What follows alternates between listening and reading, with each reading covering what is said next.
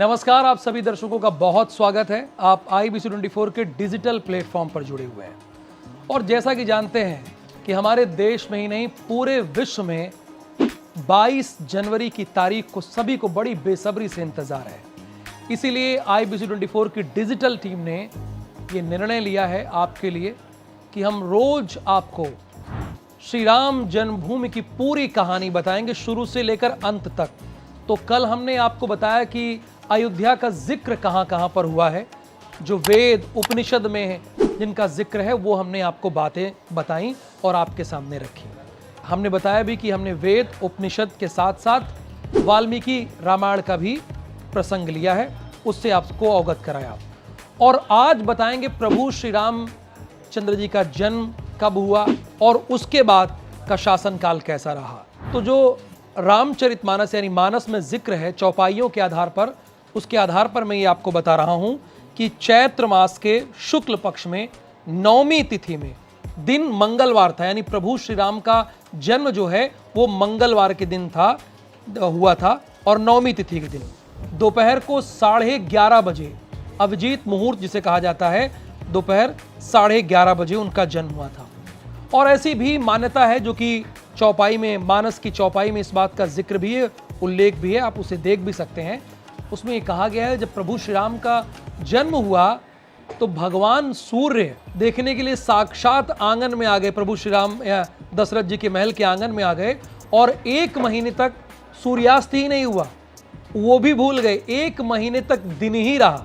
इस बात का बाकायदा जिक्र है।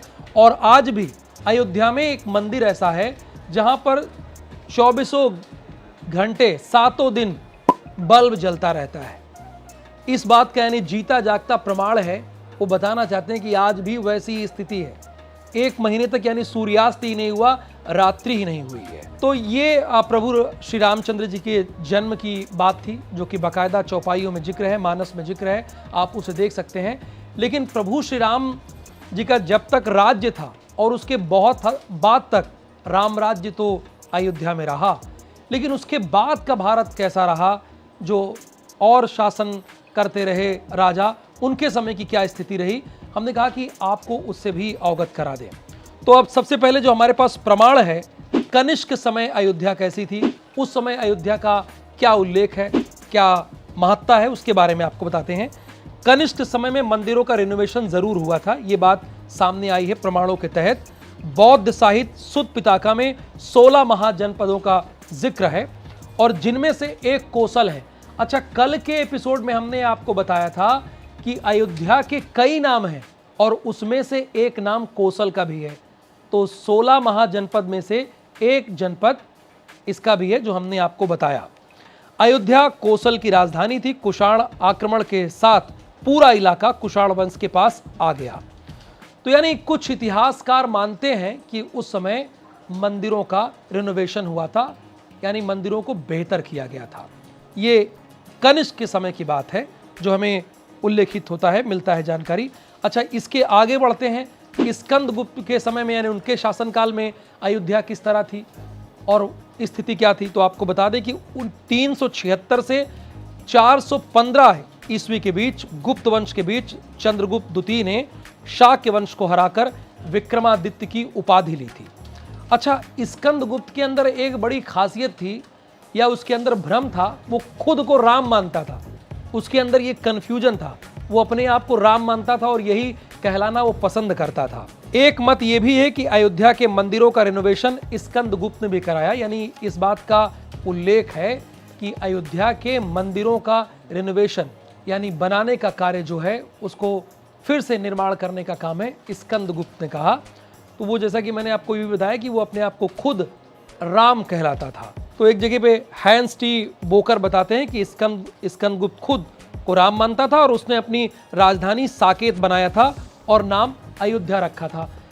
साकेत भी यानी अयोध्या का एक कई पर्यायवाची, उसमें से साकेत भी एक नाम है। कल मैंने आपको 12 पर्यायवाची बताए थे, आप हमारे पहले एपिसोड में इसे देख भी सकते हैं, उसमें एक साकेत नाम का भी जिक्र है। अब इसके आगे बढ़ेंगे तो 1192 में अयोध्या में मंदिर बनाने पर रोक लगनी शुरू हो गई। गुप्त वंश के बाद लंबे समय तक अयोध्या राजाओं की खींचतान में फंसा रहा। 1192 में मोहम्मद गौरी ने पृथ्वीराज चौहान को हराकर दिल्ली के तख्त पर कब्जा किया और उसी समय अयोध्या भी उनके नियंत्रण में आ गया। और यहीं से इस बात की जानकारी हुई कि तब यहां पर मंदिर बनाने में अयोध्या में रोक लगा दी गई पूरी तरीके से। हालांकि इलाहाबाद में कुछ शिलालेख मिले हैं जिसके आधार पर इस बात की हम आपको जानकारी दे रहे हैं। 1192 में ही अयोध्या में मंदिर के निर्माण पर रोक का आदेश भी जारी किया गया था।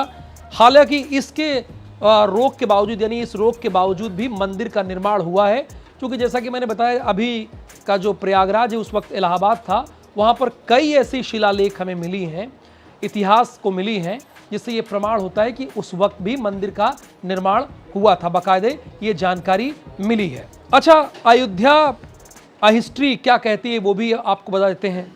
बाबर ने क्या मस्जिद बनवाई थी, इसमें कितनी हकीकत है।